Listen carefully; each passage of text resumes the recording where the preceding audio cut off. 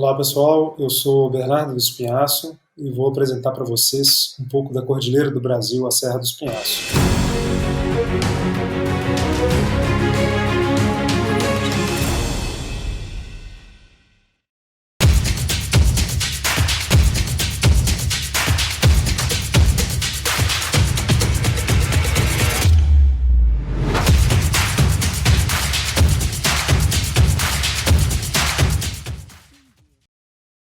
Eu dei esse nome curioso de Serra do Espinhaço, um dos melhores lugares de trekking no mundo, ou o melhor lugar de trekking no mundo. De alguma forma uma provocação mesmo, para causar o interesse nas pessoas, para que elas olhem para a Serra do Espinhaço. Não significa que eu estou dizendo isso de maneira comparativa, né? Até porque seria praticamente impossível definir realmente o que seria o melhor, considerando tantos lugares super interessantes que nós temos no mundo, né? Para travessias, para trekking ou para hiking, né? Bom, ao longo dessa apresentação, vocês vão ver uma série de fotografias. Se tiverem curiosidade sobre os lugares, me enviem mensagens pelas redes sociais que eu informo onde foram esses lugares que eu fotografei e etc. E tal. Bom, eu sou conhecido como o cantor dos montanhistas ou músico dos mochileiros. Foi um apelido que me foi dado por algumas publicações de montanhismo e escalada. Mas também sou comunicólogo, especialista em comunicação em rede para o turismo sustentável de pequenas comunidades. Inclusive, o município que serviu de estudo para essa especialização foi a cidade de Itambé do Mato Dentro, que está inserida dentro do Espinhaço Sul. Trabalhei durante 4 anos no projeto da Estrada Real, no Instituto Estrada Real, prioritariamente na área de marketing, coordenação dos guias, toda a área de demarcação também, enfim, foi uma atuação bem plural, né, mas onde eu atuei de maneira mais incisiva acabou sendo realmente essa área da coordenação de guias, do entendimento da Estrada Real como um todo.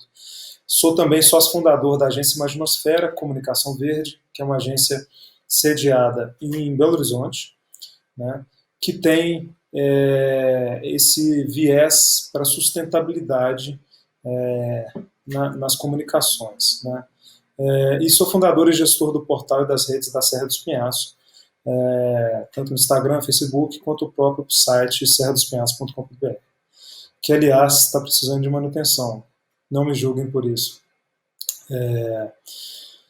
Bom, enquanto montanhista, eu tentei chegar num número de quantas travessias eu já percorri e já realizei, mas realmente não tem mais esse número, e aí eu fiz uma estimativa, considerando que eu tenho quase 20 anos de montanhismo.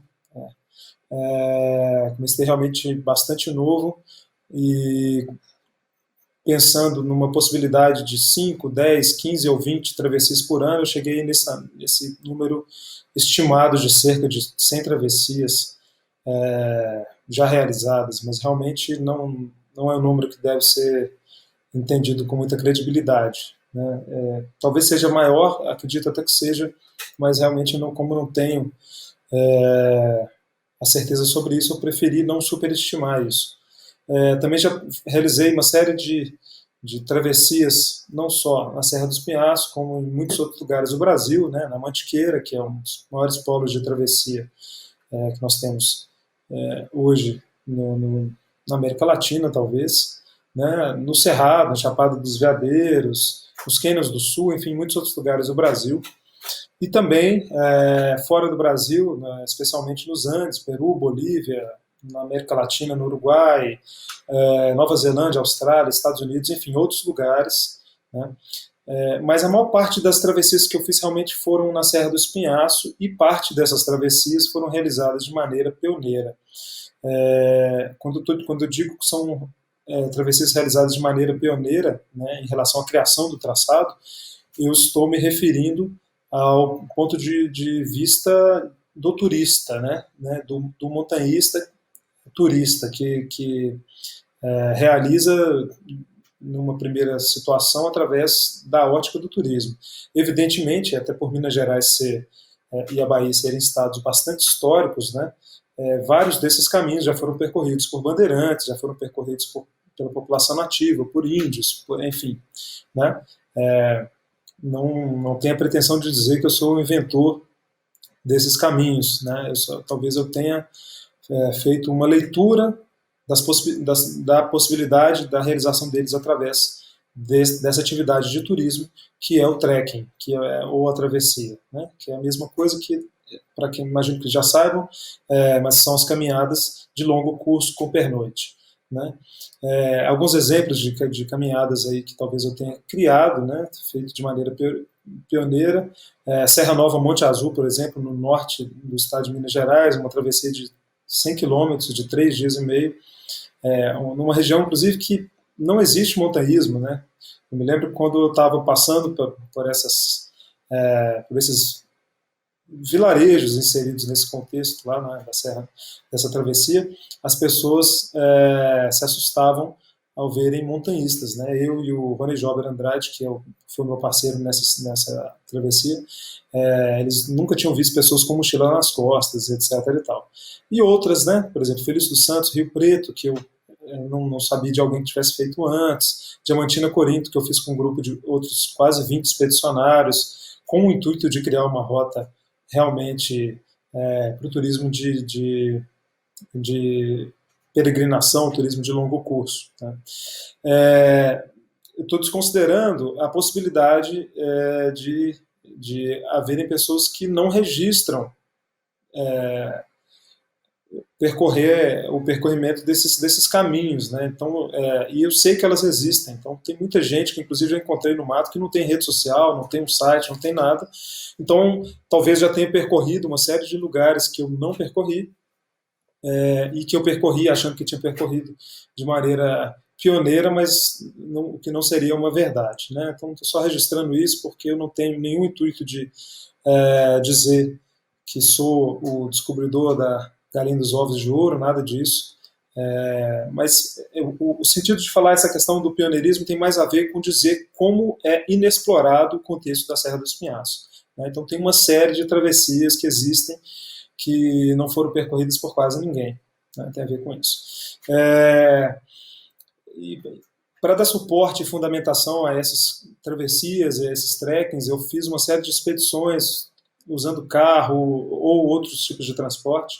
A própria Serra dos Pinhais, percorrendo ela várias vezes ida e volta, né? São quase 4.000 quilômetros, mas muitas outras, né? A Mantiqueira já percorri também algumas vezes, na Nova Zelândia as 2 ilhas completas, né? São quase 6.000 quilômetros. Gosto muito também dessa coisa de pegar um carro na minha cidade hoje, a cidade onde eu moro hoje, Belo Horizonte, e ir para Uruguai, para Argentina, né? E além de tudo também os mochilões, né? Isso mais tempo atrás eu tinha muito hábito de fazer mochilões e tal.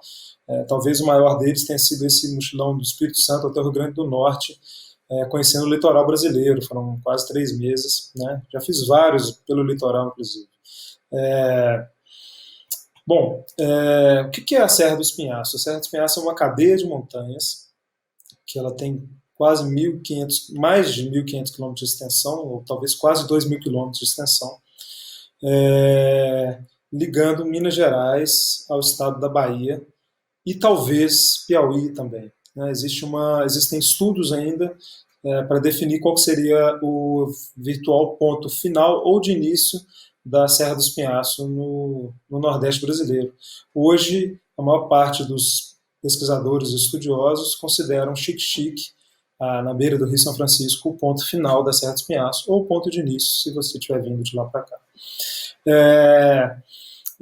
O Espinhaço tem essa característica também de ter uma média aí de 50 km de largura, né? Mas existem lugares onde ele tem menos de 10, 15 metros, por exemplo, na Serra Geral, no norte de Minas, depois de Grão-Mogol, é praticamente uma crista bem fina, e tem lugares onde ele tem mais de 100 quilômetros, a região entre Cerro e Diamantina, por exemplo, ou a própria Chapada Diamantina.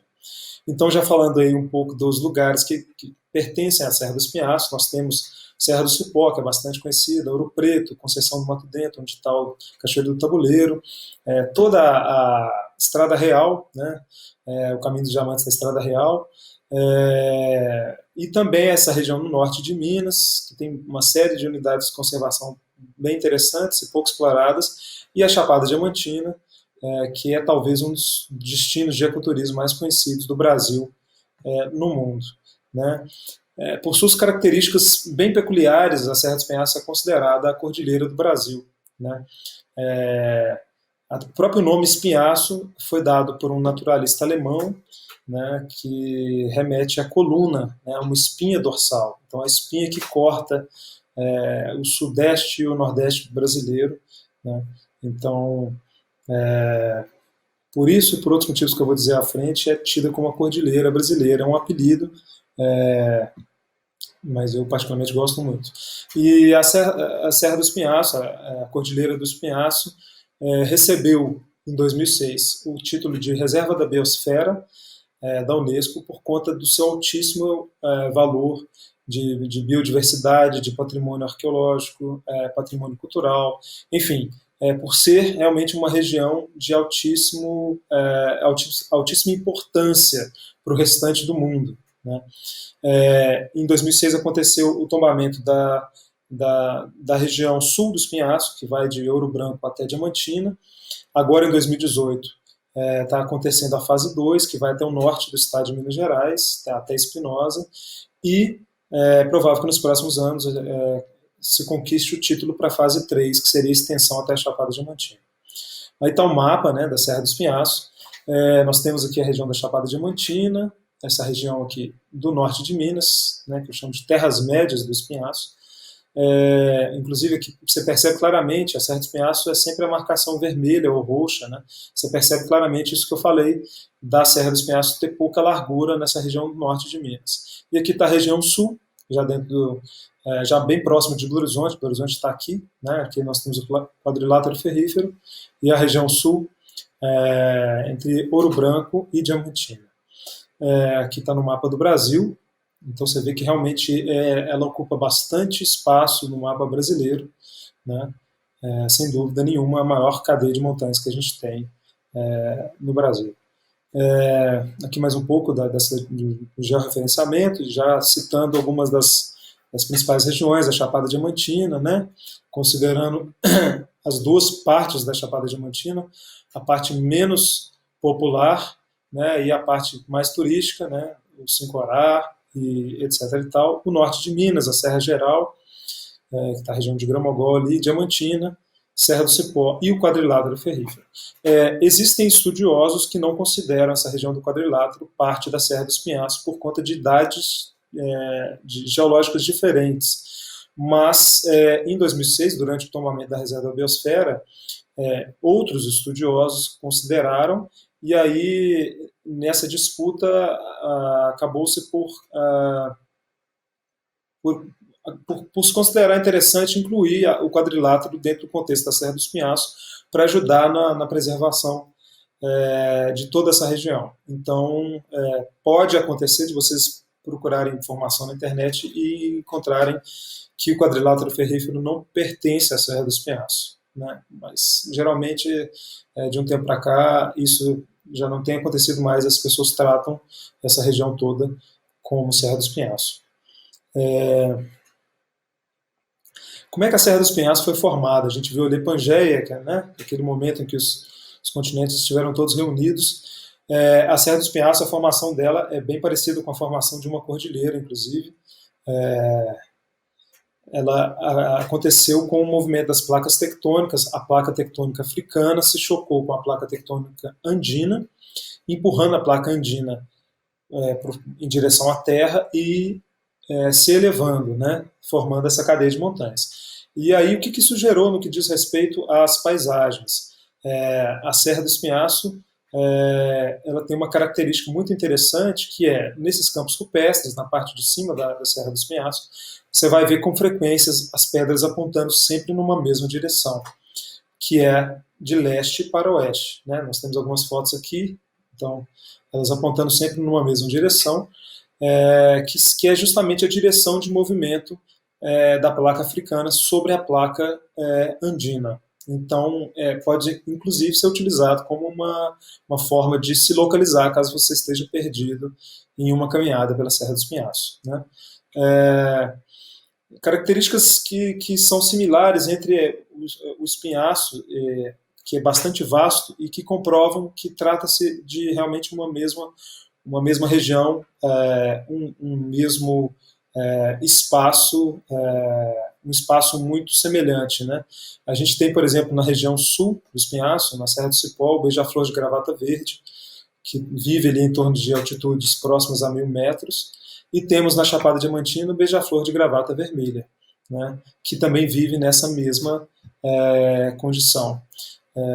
Aqui nós temos uma fotografia do mirante do Morro Redondo, na região leste do sul do Espinhaço, onde você consegue visualizar uma série de montanhas em cadeia com esses topos de chapadinha, né, e aqui no Morro do Painácio você também tem esse tipo de visual, né? Então, mostrando um pouco dessas similaridades, né, de regiões tão distantes uma da outra, né? Aqui, Botumirim e o Parque Estadual do Rio Preto, ambos lugares com uma considerável distância entre eles, cerca de 300 ou 400 quilômetros, com praias de areia muito fina, muito branca, praias de rio, né, que são bem parecidas, né? Eu tenho inclusive fotos de lugares, nesses dois lugares, em Botumirim e no Parque Estadual do Rio Preto, que você chega a ter dúvida de qual que seria esse lugar. Eu mesmo me confundo, já fui várias vezes nos dois. E aqui a Lapinha da Serra, um destino bastante conhecido, próximo de Belo Horizonte, e a Serranópolis de Minas, aqui está a Serra do Talhado, Parque Estadual Serra Nova, ambas com represas que não são naturais, mas gerando resultados estéticos muito semelhantes, né? Então, para mostrar um pouco de que tudo pertence realmente a uma mesma identidade, né? Bom, qual que é a importância da Serra do Espinhaço, né? Tem uma série de importâncias, talvez a maior delas seja a questão hídrica, porque a Serra do Espinhaço é um divisor de bacias hidrográficas, né? Na região sul, ela divide, por exemplo, o Rio São Francisco do Rio Doce, na região do norte de Minas, o Rio Jequitinhonha do Rio São Francisco, e na Chapada Diamantina, uma série de outros rios, incluindo o próprio São Francisco. Então, a Serra do Espinhaço tem nascentes que abastecem cerca de 50 milhões de pessoas, né? Ou seja, um quarto da população brasileira é abastecida com águas que nascem na Serra do Espinhaço. Não existe motivo maior para entender a importância de um lugar que não seja esse. Além disso, tem uma série de manifestações culturais que são bem peculiares e únicas, porque, por se tratar de uma região montanhosa, acabou ficando bastante, esse isolamento gerado pela natureza acabou conservando muitas dessas manifestações, desse folclore, né? Então, também é um outro ponto de bastante importância. E o ponto já dito anteriormente da questão do endemismo, que são espécies que só nascem na própria Serra do Espinhaço e em nenhum outro lugar do mundo. Tem uma das mais altas taxas de endemismo do mundo, né? Motivo, inclusive, que faz com que a Serra do Espinhaço seja um dos lugares mais estudados no mundo, né? Tem realmente uma biodiversidade absurda, com vários biomas, né? Além de dividir, por exemplo, as bacias hidrográficas que eu falei, a Serra do Espinhaço divide a Mata Atlântica do Cerrado no Brasil, né? Divide a Caatinga do Cerrado e da Mata Atlântica na região Nordeste. Então, ela tem muita importância. Bom, tem ainda uma série de potenciais, alguns deles já reconhecidos, por exemplo, as cidades históricas de relevância nacional, 3 patrimônios da humanidade, Ouro Preto, Congonhas, né, e Diamantina, vários patrimônios nacionais, Grão-Mogol, Rio de Contas, Lençóis, aí no que diz respeito à cultura, né. São 4 parques nacionais, o Parque Nacional do Gandarela, criado recentemente, em 2014, o Parque Nacional Serra do Cipó, criado na década de 80, o Parque Nacional Sempre Vivas, que é o maior parque exclusivamente do Sudeste brasileiro, com mais de 150 mil hectares, e o Parque Nacional Chapada Diamantina, também um parque bem grande, além de inúmeras outras unidades de conservação integrais, né, como parques estaduais, florestas estaduais, etc. Tem um patrimônio arqueológico bastante diversificado, com um número imenso de pinturas rupestres, de utensílios históricos e arqueológicos, enfim. E um potencial muito grande para esse turismo de peregrinação, né, em especial as cicloviagens. Né, hoje em dia existe um número grande de pessoas que percorrem, por exemplo, o Caminho dos Diamantes da Estrada Real de bicicleta, ou a travessia diamantina-Corinto de bicicleta. Então, além disso, tem as travessias. Então, esse turismo de peregrinação, o turismo de longo curso, ele tem uma força muito grande dentro do contexto da Serra dos Pinhais. Bom, chegando ao slide polêmico, né, o melhor lugar para trekking e hiking no mundo. Espero não ser linchado por isso. Realmente é uma brincadeira, mas eu acredito realmente que essas argumentações que eu vou falar a seguir são bastante incisivas e fundamentais. Né? A primeira questão que me faz entender a Serra dos Penhascos como um lugar único e muito especial para travessias são as condições climáticas. Né? A gente tem períodos, estações do ano bastante definidas, com inverno seco e com verão chuvoso. Então a gente tem, no que diz respeito, por exemplo, ao frio, uma possibilidade perfeita. Né? Então você tem o inverno, que é a região, o período frio, onde não chove, né? Então você tem condições boas para caminhar ali, e o verão, que está mais quente, que chove. Né? Essa é uma situação que facilita bastante, por exemplo, a realização o ano inteiro de travessias. Né? A gente tem, por exemplo, a Petrópolis-Teresópolis, é uma travessia que durante o período de chuva ela é fechada, porque realmente aumenta-se o risco, por exemplo, de hipotermia, né, por ser uma região muito fria, bem alta, né, então você pega uma chuva lá, além de dificuldades técnicas de escalada, né, no caso da Petrópolis-Teresópolis. Mas, por exemplo, essa questão do clima é muito difícil dentro de uma travessia na Serra dos Penhascos que você que alguém venha a falecer por conta de hipotermia, né? Ou que tenha uma experiência bem desagradável por conta de frio, né? O que acontece com muita frequência, por exemplo, na Serra Fina, que é considerada uma das travessias, que é uma das travessias mais conhecidas do Brasil, né? Uma pessoa perdida na Serra Fina, ela corre um sério risco de vida por conta do frio também. Né?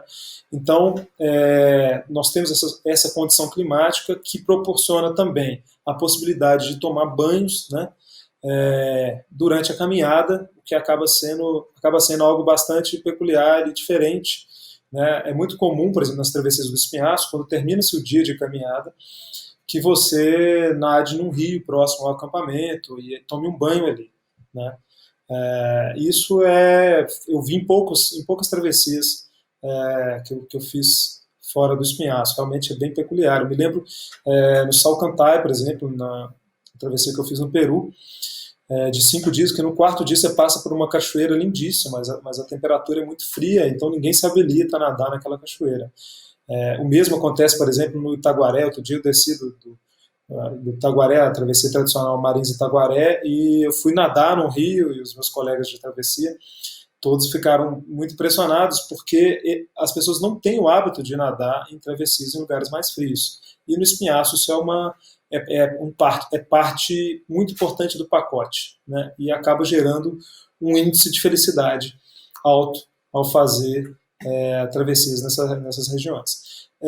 Tem também um risco bastante reduzido de acidentes com animais. Né? No Yellowstone, nos Estados Unidos, por exemplo, você só começa as trilhas tendo um spray de pimenta para eventualidades com ursos. Né? Na África, é praticamente impossível fazer travessias, porque os grandes felinos são diurnos, né? e extremamente perigosos. Eu também me lembro quando estive na Austrália, numa caminhada na região de Blue Mountains, que o guia me informou que 6 das 10 cobras mais perigosas do mundo existiam onde a gente estava caminhando. Além disso, tinha uma aranha que poderia me atacar pelo ar, crocodilo, que é altamente perigoso. Enfim, essa questão de animais peçonhentos ela é bem reduzida na Serra do Espinhaço e no Brasil de uma forma geral, né? Na verdade na América Latina. Talvez seja até uma forma de compensar a violência humana que a gente tem, que é bem alta na América Latina, seja a pouca violência dos animais e exposição a risco de problemas com animais. Né? Os problemas que a gente acaba tendo são problemas que têm uma oportunidade de resgate, de salvamento grande. Né? Por exemplo, as cobras no Brasil, a gente tem pouquíssimos casos de acidente com cobras, né, e fatalidades bem menos ainda. Né? Então acaba restringindo ao risco comum em qualquer lugar do mundo, que seria abelha, marimbondo, né, e vespa, que são aí realmente riscos, principalmente para pessoas alérgicas, grandes. Né? Temos também na Serra dos Penhascos uma relação cultura-natureza muito forte, muito próxima, todos aqueles patrimônios, né, culturais que eu falei, patrimônios da humanidade, né, inseridos dentro de um contexto da natureza. Então, isso acaba por ser um diferencial grande. Um tipo de vegetação que proporciona atratividade durante todo o tempo na caminhada, porque é uma vegetação relativamente baixa, no Penhasco caminha-se a maior parte do tempo no alto das montanhas, então você tem muita visibilidade, você tem um controle até sobre essa coisa da localização também, por conta disso, e acaba tendo cenários bonitos para ver. Né? Diferentemente, por exemplo, de travessias na Mantiqueira, onde geralmente, nas primeiras horas, por exemplo, você vai subir o próprio Taguaré, você vai ficar 3 horas dentro de uma mata, sem visibilidade. Né? Você vai ter visibilidade só depois que você realmente chegar no cume da montanha. Ou a Pedra da Gávea no Rio, que você fica 2 horas e meia, 2 horas dentro da mata e depois que vai ter visibilidade. Não, espinhaço, geralmente você tem do início até o fim a possibilidade de contemplar a natureza o tempo inteiro. Né? E, já falei anteriormente, essa disponibilidade de água pura, né? A melhor água talvez que exista, de classe especial em muitos lugares, o tempo inteiro em todas as caminhadas. Né? Não há, por exemplo, em pouquíssimas oportunidades da minha vida, eu carreguei mais de 2 litros de água, porque sempre há um córrego para captar água na Serra dos Pinhaços. Né? Então, aquela situação, por exemplo, que você está ali na Serra Fina e tem que subir com 4 litros de água, não existe, ou raramente existe, na Serra dos Pinhaços. Realmente, o mais comum é você nem se preocupar com a questão de água, porque ela é muito abundante mesmo. Aqui mostrando um pouco das travessias que existem. Primeiro, o recorte no Espinhaço Sul, né? A mais comum, a mais conhecida delas, tem uma informação interessante. Das 4 travessias mais conhecidas que nós temos no Brasil hoje, 2 estão na Serra dos Pinhaços. Né? Nós temos hoje Serra Fina, Petrópolis, Teresópolis, Lapinha Tabuleiro e Travessia do Vale do Pati, na Chapada Diamantina. Então, Lapinha Tabuleiro e Vale do Pati estão na Serra dos Pinhaços, o que mostra que realmente o potencial é muito grande para esse tipo de atividade. Né? A gente tem a Lapinha Tabuleiro como uma das travessias mais conhecidas, e aí eu mostro nesse mapa a grande variedade de travessias bem próximas a ela, por exemplo. Né? Tanto aqui na região da Serra do Cipó, agora com uma travessia já estabelecida, permitida pelo parque, pelo CMBio, que é a Alto Palácio Serra dos Alves, Alto Palácio Cabeça de Boi, né, com essa variação Serra dos Alves Cabeça de Boi, e muitas outras, né, dentro do próprio parque. Né, sempre bom lembrar que muitas dessas travessias não estão permitidas ainda, então não adianta querer fazer todas assim de uma vez, né, tem que esperar o que tiver dentro de unidade de conservação receber o aval da gerência desses parques. Né? Mas essas todas aqui, por exemplo, não estão inseridas em unidade de conservação, todas têm sido utilizadas já por vários grupos e agências aqui de BH mesmo, e algumas até de fora, né? E são travessias tão incríveis quanto o Lapinha Tabuleiro. Né? Nós temos aqui, por exemplo, uma outra que passa Capivari e Rio Parque Estadual do Rio Preto, que passa dentro de uma unidade de conservação e está permitida, muito legal também. E tem muitas outras, tá, pessoal? Isso aqui, na verdade, é um registro, acho que de 2011, era um balancete de 2011 de travessias que eu fiz, eu já tenho outros caminhos aí no meio dessas. Aqui nas Terras Médias do Espinhaço, a região mais inóspita e menos popular, e aí sim, a maior parte dessas travessias que eu estou citando aqui, eu fiz elas de maneira pioneira, porque realmente essa região só tem dois trekkings que são conhecidos e percorridos com regularidade. Seria a travessia do Talhado, né, Talhado Cerrado, que ela entra pelo Parque Estadual Serra Nova, no Cânion do Talhado, e termina na Cachoeira do Cerrado, que essa é uma travessia que é percorrida com alguma frequência por pessoas de Montes Claros e da região. E tem também a Trilha do Barão, que também é uma caminhada, talvez nem seja uma travessia, tem gente que faz com travessia, tem gente que não faz, que também é bastante percorrida. Todas as outras aqui são caminhadas que eu criei, né, e ainda não são utilizadas pelo turismo. É uma região mais difícil por conta do acesso, né, bem longe da capital de Minas Gerais, de Belo Horizonte. É uma região muito mais quente. Essa região, por exemplo, aqui é uma das 7 regiões mais quentes do Brasil, né? Tem um problema de intermitência de água, né? Cachoeiras que não são perenes, então é importante você ter esse controle, é mais ou menos a situação da Chapada Diamantina, você ter esse controle sobre quando vai para determinada atração, se a cachoeira tá com água ou não, né? Já tomei vários sustos nesse sentido.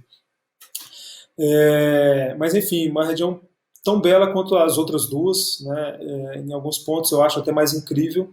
Né? Aqui nós temos, por exemplo, o Parque Estadual de Botumirim, que foi criado esse ano por conta da redescoberta da Rolim do Planalto, que foi uma das redescobertas científicas mais importantes do século, e aí criou-se essa unidade de conservação, está em processo de instauração, né? E aí eu tenho 2 travessias mapeadas, acredito que nos próximos anos, por ter se transformado em um parque estadual, essas travessias tenham um aumento, ganhem um fluxo de pessoas, né, interessadas em percorrê-las. Né? E, inclusive, o objetivo dessa palestra é fazer com que as pessoas tenham interesse por essas regiões mais inóspitas e menos populosas da Serra do Espinhaço. Há uma série de conflitos ambientais e o turismo talvez seja a oportunidade de combater questões ambientais exploratórias, né, que não trazem tanto benefício para a região e degradam bastante. E aqui só beber uma aguinha aqui no Espinhaço Norte, nós temos as travessias já bastante conhecidas, por exemplo, a travessia do Vale do Pati, que é considerada uma das 10 travessias mais bonitas do mundo, né? Cachoeira da Fumaça por baixo, enfim, tem uma série de travessias que já são mais conhecidas aqui, outras menos, como essa longitudinal, né, a norte-sul, Lençóis do Ibicoara, Igatu Andaraí, também são travessias menos conhecidas, e aqui os picos do Nordeste, né, o Barbado e o Tobira, que podem ser percorridos com travessia, né, com pernoite ou não. Né? Aí depende do roteiro que está sendo feito, é a mesma coisa para o Pico das Almas, ambos bem próximos da cidade de Rio de Contas, no caso do Barbado e Tobira, um povoadinho chamado Catolé. Bom, aí estão algumas dos personagens ou das figuras da Serra do Espinhaço que acabam por melhorar e enriquecer essa questão cultural. O Sr. Domingos da Pedra, por exemplo, que é esse senhorzinho, é um ermitão que morou durante 40 anos em uma lapa entre Itambé do Mato Dentro e Morro do Pilar. Nos últimos anos de vida ele já não falava mais, ele tinha desaprendido a falar o português, e uma série de estudos foram feitos sobre ele, né, porque acabou por se tornar uma figura bem emblemática. Né, tem um filme sobre ele, Alma do Osso, enfim, uma figura incrível e bem interessante. Morou numa lapazinha, né, com vista para o Vale do Travessão, a vista inversa do Vale do Travessão. Saint-Hilaire, um naturalista, que aí no século XVIII percorreu o Espinhaço, inclusive tem vários relatos dele dizendo que se tratar de uma das regiões mais bonitas que ele já conheceu. O Juquinha do Cipó, bastante conhecido por ter uma escultura dele no alto do Espinhaço, entre a cidade de Conceição do Mato Dentro e Santana do Riacho. Uma escultura feita pela Virgínia Ferreira, que é bastante fotografada. Era um andarilho, né?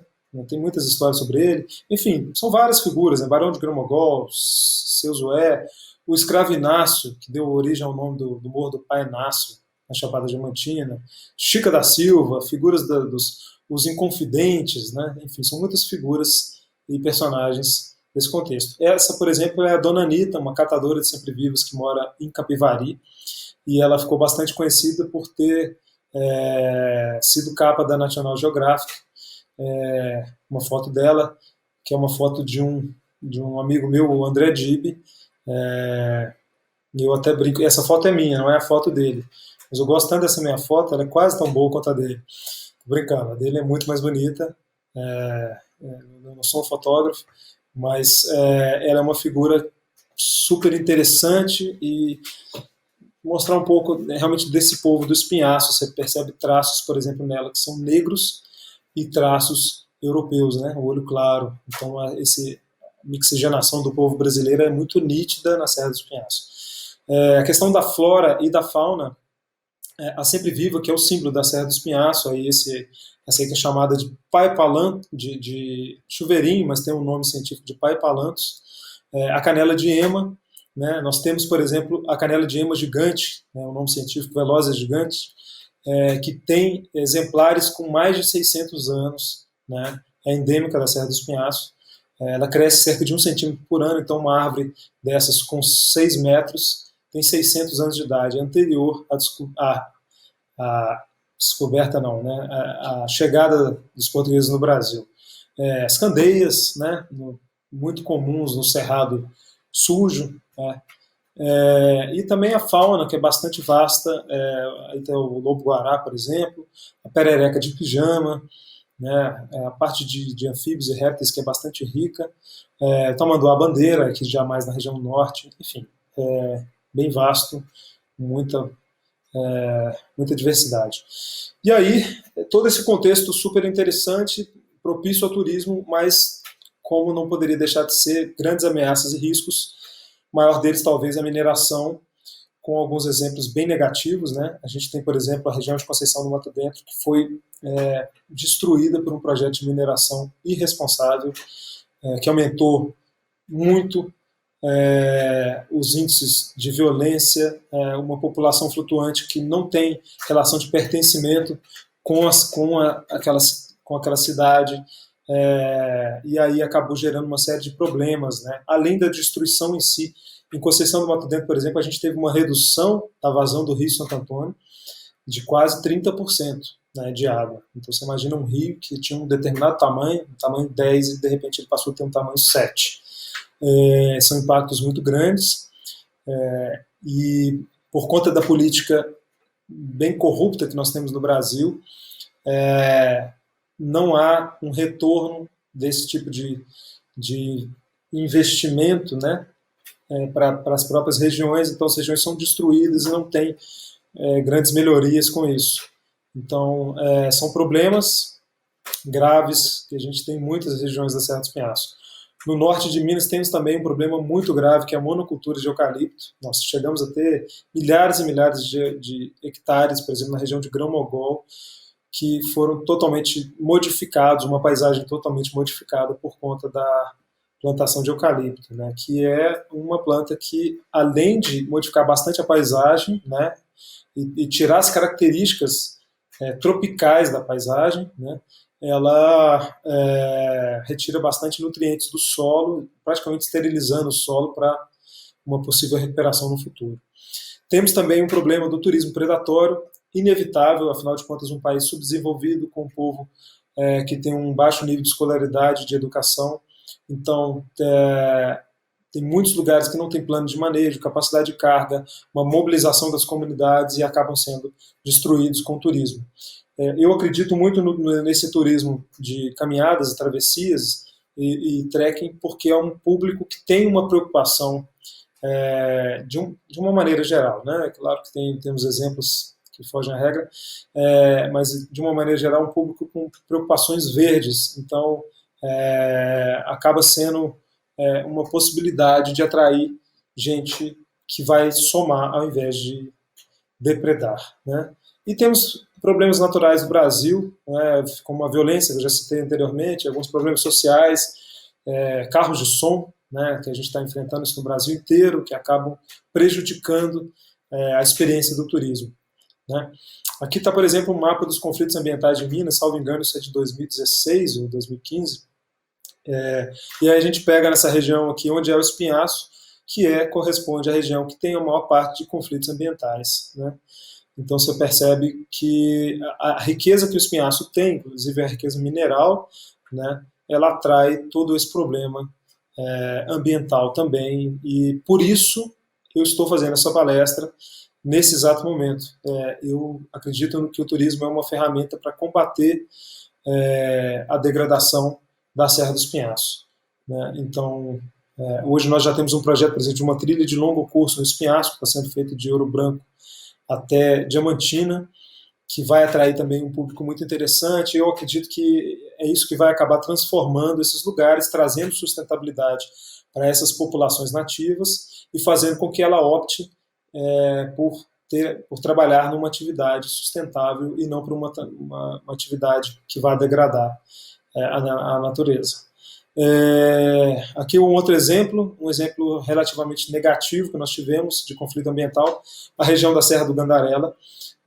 Foi uma luta longa, nós lutamos durante quase 6 anos para evitar que fosse transformado numa mina da mineradora Vale, e foi criado um parque nacional em outubro de 2014, mas a região mais importante no que diz respeito a recursos hídricos, que abastecem a cidade de Belo Horizonte, ficou de fora porque essa região será minerada pela Vale. Então, esse é um case triste sobre como há essa soberania do capital e do poder financeiro sobre a preservação. Tá? Bom, felizmente também temos alguns modelos de turismo bem sucedidos no Espinhaço. Capivari, que é um distrito onde mora, por exemplo, a Anitta, que eu falei atrás, com a interferência de uma operadora de ecoturismo, criou-se um turismo de base comunitária, onde a própria população controla todo o turismo e é beneficiada por ele, né? Então acaba sendo um exemplo muito positivo, porque a própria população que luta pela preservação do local, os nativos, e são eles que recebem os dividendos, os lucros desse turismo que acontece lá, né? Então evita, por exemplo, o êxodo para cidades, que acaba gerando violência nas cidades grandes e tal. Enfim, temos um exemplo de marketing de divulgação de destino muito bem sucedido, que é a Chapada Diamantina, né? Eu particularmente acho que tanto o Espinhaço Sul quanto o Espinhaço Norte de Minas têm potenciais tão bonitos quanto os da Chapada Diamantina, mas a Chapada Diamantina, por ser um estado, a Bahia é um estado que tem o hábito de trabalhar bem o turismo, acabou saindo na frente. Então é um exemplo bem sucedido de marketing do turismo. A Lapinha Tabuleiro, né, a travessia está entre as 4 ou 5 mais conhecidas do Brasil, embora dizer que é um exemplo bem sucedido talvez exista algum questionamento, porque existe um impacto grande, pouco controle da capacidade de carga do que passa por lá, enfim, mas é uma travessia que se tornou um item de interesse nos montanhistas de todo o Brasil. E o Parque Estadual do Rio Preto, que recebeu um recurso do governo alemão na época e tem a melhor infraestrutura que eu conheço de unidade de conservação no Brasil e talvez do mundo. Temos outros parques estaduais em Minas com excelente infraestrutura, Parque Estadual do Vitipoca, Brigadeiro, Parque Estadual do Rio Doce, todos que participaram nesse período desse recurso do governo alemão, do BID, e ajudou a criar essas infraestruturas muito boas para o turismo. Bom, gente, é isso. Espero não ter me delongado tanto. Algumas fotos aqui da Serra do Espinhaço. Eu me coloco à disposição, aqui, por exemplo, manifestações folclóricas, né, uma marujada no Morro Redondo. Eu me coloco à disposição de vocês para qualquer dúvida que vocês tenham e para disponibilizar track logs, né, das travessias que estão permitidas. Só entre em contato comigo. Tenho todo prazer e estou fazendo isso realmente de maneira voluntária, porque tenho grande interesse sobre a popularização dos trekkings e das travessias na Serra do Espinhaço. Tá? Tá aí a dona Heleninha, que é uma moradora de São Gonçalo do Rio das Pedras, uma senhora super simpática, que tem um presépio em casa, te chama para tomar um café, e é por essas pessoas aí que eu me sinto motivado a falar do espinhaço, a falar do montanhismo e trazer pessoas para dividirem essas sensações tão boas de estar nesses lugares. É isso, muito obrigado. Deixa eu ver se tem mais alguma coisa. Bom, o site Serra do Espinhaço aí, e os meus contatos também nas redes sociais, Bernardo do Espinhaco no Instagram e no Facebook. No YouTube, Bernardo do Espinhaco Oficial, tem vários clipes de músicas minhas com imagens da Serra do Espinhaço, de travessias na Serra do Espinhaço. Meu e-mail também é espinhaco@gmail.com.